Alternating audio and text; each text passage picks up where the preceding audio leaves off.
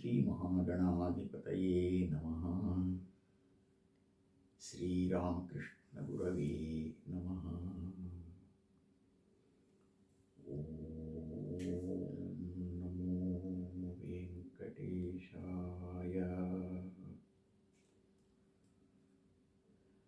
వెంకటేశ్వర స్వామి ఆనంద నిలయ వాసుడు. ఆనందం అన్నది పరబ్రహ్మ స్వరూపం అని మనకు ఉపనిషత్తులు చెబుతున్నాయి. ఆనందో బ్రహ్మే దివ్యజానాత్ అని.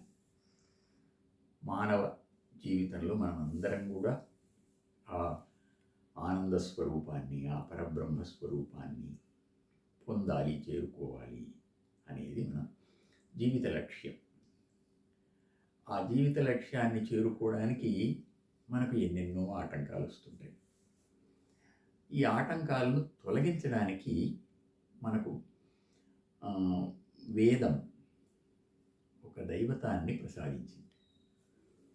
ఆ దైవతమే విఘ్న వినాయకుడు, విఘ్నేశ్వరుడు, విఘ్నాలను తొలగించేవాడు. ఆ తొలగించే గణనాయకుడు గణపతి.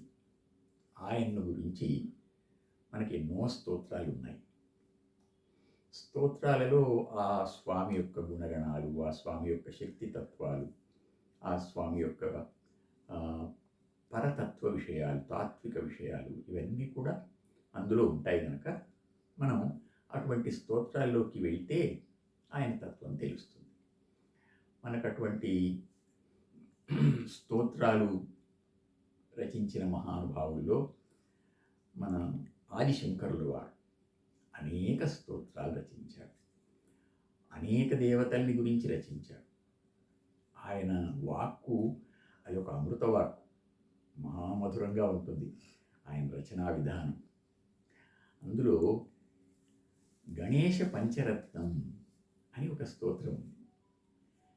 ఎంత బాగుంటుందో ఆ స్తోత్రం మనం చదువుకుంటూ ఉంటే. ఒక శ్లోకం చదువుకుందాం ఫస్ట్.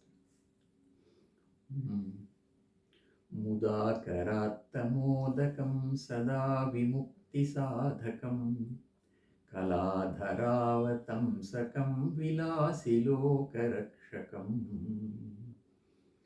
అనాయకైకనాయకం వినాశితే భదైత్యకం నతాశుభాశునాశకం నమామితం వినాయకం. చాలా మధురంగా ఉంటాయి ఈ శ్లోకాలన్నీ. ఒక 5 శ్లోకాలు గణేశ పంచరత్నం అంటాం. చిట్ట చివర ఫలశ్రుతి అని ఉంటుంది. ఈ ఒక్కొక్క శ్లోకంలో మనకు అర్థం తెలిస్తే ఇంకా హాయిగా ఉంటుంది. నిజానికి ఈ సంస్కృత శ్లోకాలు మన తెలుగు వ్యవహారంలో, జీవన వ్యవహారంలో మనం సంస్కృత పదాలు ఎన్నో వాడుకుంటాం కనుక మనకు ఎక్కువ కష్టపడకుండానే అర్థమైపోతుంది శ్లోకం. ముదాకరాత్తమోదకం. ఆ స్వామి తన చేతిలో ఒక మోదకాన్ని ధరించి ఉన్నాడు. మోదకం అంటే ఒక తీపి పదార్థం. మనం వ్యవహారంలో ఉండాలంటాం. అది అమృతానికి సంకేతం. తీయదనం అన్నది అమృతం. ఆ అమృతాన్ని ఆయన ప్రసాదిస్తున్నాడు. ఆయన చేతిలో పట్టుకొని ఉన్నాడు. ఆయన ఎట్లా ఉన్నాడు ఆయన అంటే ముదా అంటే సంతోషం. సంతోషంతో పట్టుకొని ఒక సంతోష స్వరూపమైన, ఆనంద స్వరూపమైన ప్రసాదాన్ని మనకు అనుగ్రహించడానికి సిద్ధంగా ఉన్నాడు అని అర్థం. ముదా కర ఆత్త మోదకం. సంతోషంతో ఒక మోదకాన్ని చేతిలో ధరించి ఉన్నాడు ఆ స్వామి. అలా ధరించిన స్వామి సదా విముక్తిదాయకం. ఆ అమృతం ఏం చేస్తుంది అంటే మనకి ఈ లోక బంధనాల నుండి విముక్తిని ప్రసాదిస్తుంది. సదా ఎప్పుడు మనం ధ్యానించిన ఆ స్వామి ఆ విముక్తిని మనకు ప్రసాదిస్తాడు. ఎట్లా ఈ స్వామి ఈ స్థితిని మనకు కలగజేస్తున్నాడు, ఆయనకు ఆ శక్తి ఎక్కడిది అంటే ఆయన కళాధరావతంసకు. కళాధరుడు అంటే చంద్రుడు. కళాధర అవతంసకం చంద్రుని తన శిరోభూషణంగా ధరించినవాడు. నిజానికి చంద్రుణ్ణి శిరోభూషణంగా ధరించినవాడు చంద్రశేఖరుడు, ఈశ్వరుడు. మరి ఈయన ఈశ్వరుడు ఎలా అయ్యాడు అంటే ఈశ్వరనందనుడు ఈశ్వరుడే. అట్లా ఆత్మావై పుత్రనామాసి అని ఒక మాట ఉంది మనకు. అంటే తానే పుత్రుడుగా జన్మించాడు అని. కనుక ఆయన సాక్షాత్ శివస్వరూపమే వినాయకుడు. కనుక ఆ శివస్వరూపుడు గనక ఆయన మనకు ఆనందాన్ని ప్రసాదిస్తాడు, ఆ బ్రహ్మానందాన్ని. విలాసి లోక రక్షకం. ఈ లోకమంతా ఒక లీలా మాత్రం ఆయనకి, ఆ స్వామికి. మనకేమో మహాభయంకరంగా కనిపిస్తుంది, ఆయనకు అది ఒక విలాసం. కనుక మనకొచ్చే బంధనాలు, మనకొచ్చే కష్టాలు ఆయన చాలా అవలీలగా తొలగించేస్తాడు. విలాసి లోక రక్షకం. కనుక ఆయన లోకరక్షకుడు, సమస్త లోకాలను రక్షించేవాడు. అనాయకైక నాయకం. లోకంలో మనం చాలా సందర్భాల్లో అనుకుంటూ ఉంటాం, నాకెవరు దిక్కున్నారు అని. అనాయకుడు అంటే నాయకుడు లేనివాడు, దిక్కు లేనివాడు అని. ఆ దిక్కులేని తనం అనేది చాలా ఒక బాధాకరమైన సన్నివేశం జీవితంలో. కానీ ఆయన ఏం చెప్తున్నారంటే అనాయక ఏకనాయకం. దిక్కులేని వారికి అందరికీ ఆయనే దిక్కు. అంటే ఆయన్ను స్మరిస్తే చాలు మనం అందరూ కలిగిన వాళ్ళం అవుతాం, అందరినీ కలిగిన వాళ్ళం అవుతాం. మనకు చాలా నిండుగా ఉంటుంది అప్పుడు. అలా అనాయకైక నాయకం. వినాశిత ఇభదైత్యకం. ఇభం అంటే ఏనుగు, ఇభదైత్యం అంటే గజాసురుడు.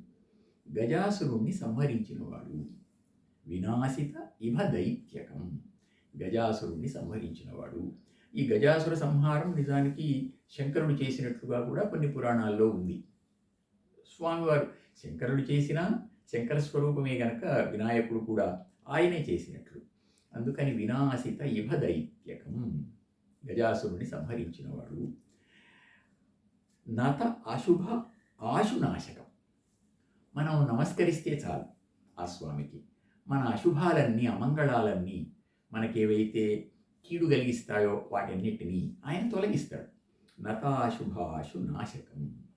ఇంకింతకంటే కావాల్సింది ఏముంది మనకు. అందుకని అటువంటి వినాయకం విశేషమైన నాయకుడు ఆయన. మామూలు నాయకులందరూ కొంతమందికే నాయకులుగా ఉంటారు. ఈయన విశేష నాయకుడు. సమస్త ప్రపంచానికంతటికీ, ప్రపంచాలకన్నిటికీ కూడా నాయకుడైన వాడు. అటువంటి వాడు ఆ స్వామి. ఆ స్వామికి నేను నమామి, నమస్కరిస్తున్నాను. అంతటి స్వామికి నేను నమస్కరిస్తున్నాను. నమామి తం వినాయకం. అంతటి స్వామికి నేను నమస్కరిస్తున్నాను అని అర్థం. ఒకసారి ఆ శ్లోకం చదువుకుంటే ఎంత మధురమో. భావం మధురం, భావం వెంట శబ్దం మధురం.